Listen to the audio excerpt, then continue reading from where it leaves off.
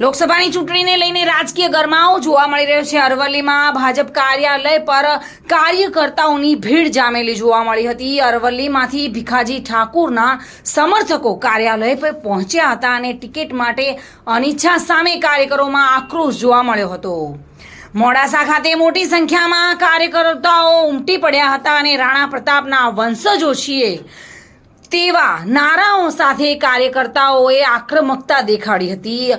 સમાજ માટે માનહાનિ થઈ છે તેવું આ કાર્યકર્તાઓનું કહેવું છે।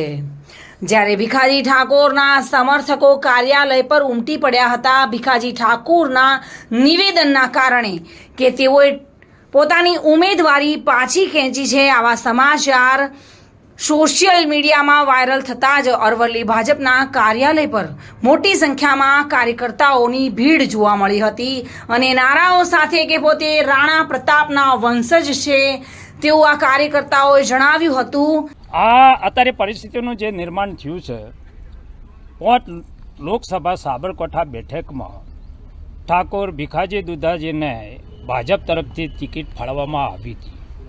ઠાકોર સમાજ અને ભ્રમિત કરવામાં આવ્યો કે ભાઈ આ તો ઓબીસી સમાજમાં નથી, સરનેમ ડામોર, અમે સરનેમ ડામોરે અમે રાણા પ્રતાપના વંશજો છીએ।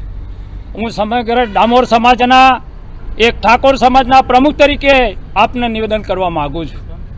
આ લોકશાહી છે, લોકશાહીની અંદર for the people, by the people ને ઓફ ધ પીપલ, આ દેશનું જે બંધારણ એમ કહે છે કે જેના મત અનુરાજ, તો આ બેઠકમાં ઠાકોર સમાજની વસ્તી વધારે છે, ઠાકોર સમાજના મત અમારા વધારે છે, તો અમારું અવમૂલ્ય કરીશ, અમને માનહાનિ કરીશ।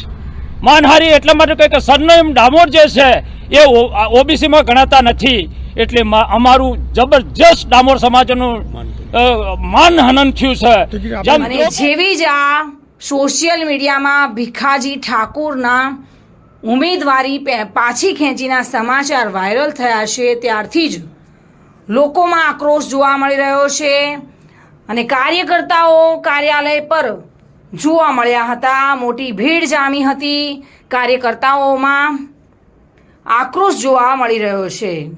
ધાર્મિક ભટ્ટ સાથે bureau report, today Gujarati news.